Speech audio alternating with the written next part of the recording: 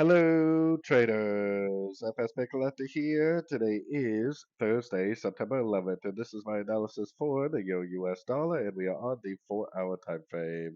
So on the 4-hour time frame, first of all, we got CPI inflation data today, a very big news event. The only problem with the analysis that I'm about to share with you is that the very high time frames are in an uptrend. What does that mean? That means that this potentially could just continue that higher time frame uptrend at the news today. So be aware of the higher time frame moves at all times. Now, I was looking at this and I was like, okay, this looks like a potential five waves up.